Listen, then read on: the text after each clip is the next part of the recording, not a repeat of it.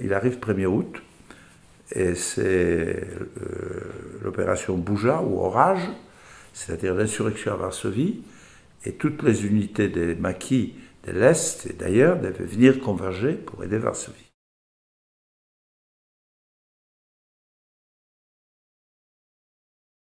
Notre groupe de quelques centaines est passé à quelques milliers, mais il arrive un moment où les Russes disent non, il ne faut pas aller plus loin à l'ouest, et les officiers nous ont dit il faut rendre les armes, aucune chance de garder. Alors les Russes ont fait grand discours que nos armes n'étaient pas uniformes, les uniformes n'étaient pas bons, donc on va nous regrouper, réarmer, etc., et incorporer dans l'armée sous leur commandement. Et on nous a séparés des officiers. Et moi j'étais aspirant, donc caporal aspirant, donc je suis allé avec les sous-officiers et les soldats. Les officiers, je les suis après, ils ont été envoyés à Sibérie, dont mon cousin germain et dont Adam Krasinski, ils ont été tués déjà, même avant, ils ont dû vouloir fuir, ils ont été tués tous les deux. Et les autres, certains sont rentrés de Sibérie quelques années après. Et nous, on nous a amenés à Majdanek. C'est un camp allemand qu'ils ont utilisé, ils ont mis dans les baraques des prisonniers allemands, on était d'ailleurs surveillés, pour nous incorporer dans l'armée Berling. C'était une unité polonaise de l'armée soviétique, c'est-à-dire commandée, surveillée par les Russes de près, et où il y avait des commissaires politiques, soit communistes polonais, soit même de Russes, etc. Mais ils étaient en uniforme polonais, et pas en uniforme russe. Et donc eux disaient, vous allez dans l'armée polonaise. Moi je suis donc dans Majdanek. Après cette marche, on espérait aller à Varsovie, on était vraiment heureux, mon talon était guéri, j'avais un talon, etc. Non. Beau temps, et puis on marchait la journée, là, on marchait la journée, on dormait la nuit, c'était après le front. Et on était nourris normalement. Et là, on s'est trouvé à Majdanek, et mes camarades, là, il y avait notamment un adjudant-chef qui connaissait les Russes déjà dès 1919, 1920, les soviétiques, m'a dit, tu sais, ils vont t'interroger, ils vont faire des examens, avant de te incorporer dans l'argent, dis que ton père est ouvrier et que ta mère est blanchisseuse. Ça va être très bien pour ton curriculum militaire. Je l'ai dit. Après, ils ont fait faire passer des tests, des examens, des maths, des tas de choses.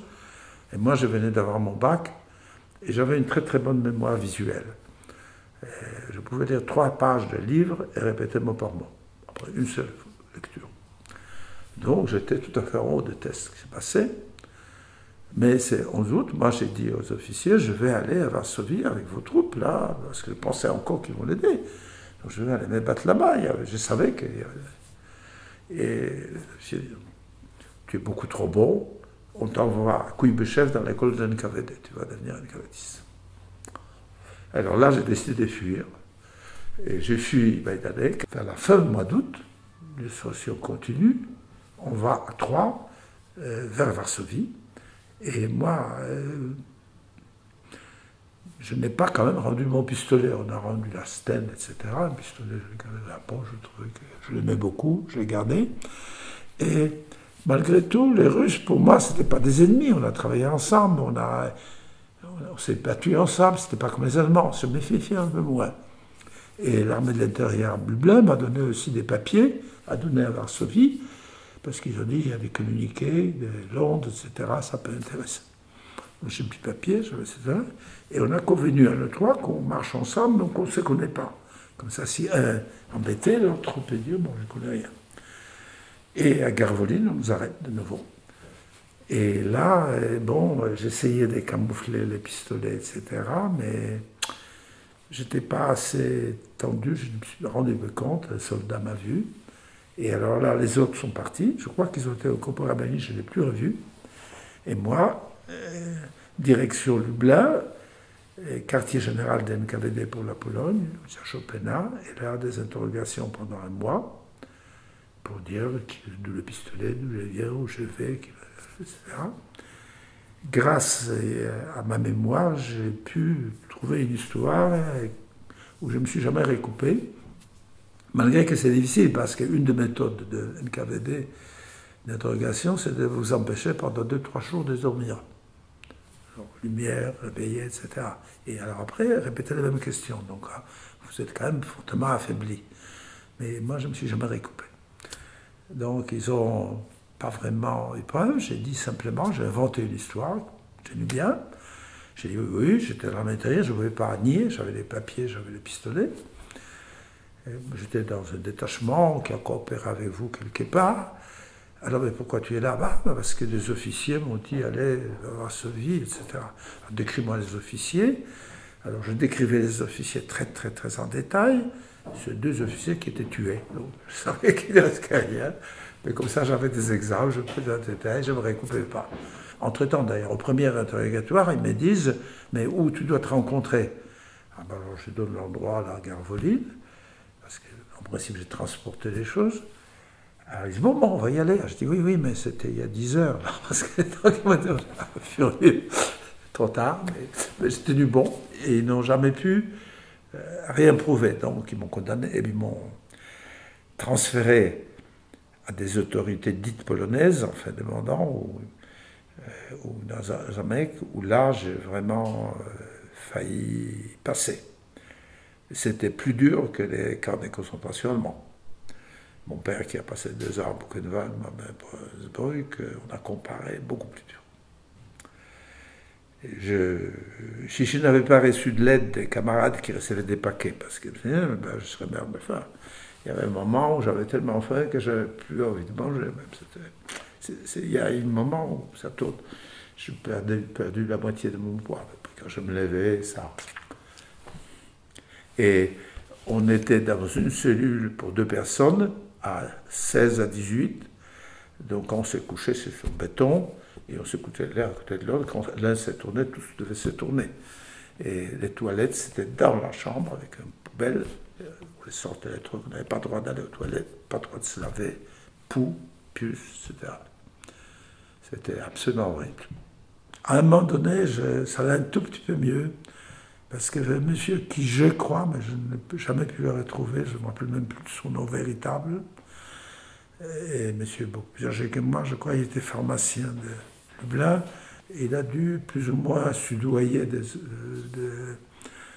les gardiens, et donc on l'autorisait de sortir de cette horrible cellule quelques heures. À l'intérieur de la cour, il y avait genre des petits magasins où on faisait semblant d'épecer des pommes de terre, des trucs. Et à un moment donné, il a obtenu que je l'accompagne. Et je pouvais faire la corvée des pommes de terre, c'est-à-dire peler les pommes de terre pour la garnison, pas pour nous. C'est plus sûr, mais pour eux, peler les pommes de terre. Et c'était formidable, parce que vous sortez de cette horrible cellule, vous étiez à l'extérieur, vous faisiez quelque chose. Ça. Mais là encore, j'ai eu un réflexe qui n'était pas rationnel, mais dont je suis content. Parce que un de mes collègues qui paie les pommes de terre, beaucoup plus âgé que moi, avait une main totalement tordue. Donc, il les faisait assez mal. Et les soldats qui nous surveillaient l'engueulaient. Et j'ai osé dire aux soldats, mais écoute, tu ne vois pas qui a la main. Alors là, on m'a pris. Il m'a pris tout de suite, c'est fini les pommes de terre. Et pour punition, ils m'ont mis dans ce Karzer, c'était un genre de trou noir, à peu près de cette longueur, avec de l'eau, etc. Je suis resté là-bas, je ne sais pas combien, je pensais que je ne sortirais pas, je pensais que ça... Et c'était sous l'autorité polonaise. Après, ça c'est à partir d'octobre. En novembre, je suis un des premiers condamnés pour la CA, condamné à 10 ans. Parce qu'à l'époque, d'après ce qu'on m'a dit, je ne l'ai pas vérifié, que les tribunaux militaires condamnaient à 10 ans ou la mort, parce que plus que 10 ans, ce n'était pas la peine, c'était trop long. Donc, on m'a donné juste avant la mort, 10 ans. Bon, et j'ai eu le jugement fait à la main, sur 2 feuilles de papier. Je l'ai eu en 92-13, quand la Pologne est devenue démocratique. Le seul motif, c'est que j'appartenais à une organisation subversive, armée de l'intérieur, donc la résistance, qui a collaboré avec les Russes avant, mais qui a été décrétée subversive, je crois, ça je ne l'ai pas vérifié, Mais après que j'étais arrêté, les Polonais m'ont jamais posé aucune question. J'étais uniquement condamné sur le rapport d'un NKVD. C'était fait d'avance. Seule question, est-ce que j'ai quelque chose à dire? Alors j'ai dit, oui, j'ai une chose à dire, que si vous me condamnez-moi à ce qu'on appelait les bataillons écarts, des bataillons pénalisés, ou pénalisés, qu'on poussait devant. Les autres, c'était la chair à canon, on avait une chance sur deux de tuer. Mais je préférais ça que de rester prisonnier. C'était la justice, disons, extrêmement expéditive. Je dois dire que le gouvernement communiste qui a été installé en Pologne par l'armée russe et par la NKVD a survécu malgré que la grande majorité des Polonais étaient opposés parce que la NKVD était extrêmement efficace. Très vite. On donnait des semblances de justice, de trucs, mais toute la justice, toutes les prisons, toute la police était entre les mains, personne ne bougeait. Toutes les élections étaient faussées comme on voulait. C'était bon. Enfin, moi, je l'ai vu sur moi.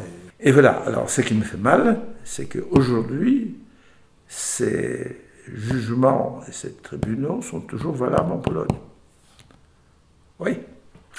Ça, c'est le résultat de la table ronde. Cet événement tout à fait unique dans l'histoire de la guerre froide, où les communistes d'un pays qui ont le pouvoir, qui ont l'armée, qui ont la police, se mettent comme d'accord avec l'opposition. L'opposition, c'était la solidarité, c'était les ouvriers, les intellectuels, c'était pratiquement toute la nation à 80%, mais qui n'avaient pas le pouvoir. Ils se sont mis d'accord pour aller vers ces élections dites libres qui pensaient gagner. Mais bon, ça c'est autre chose.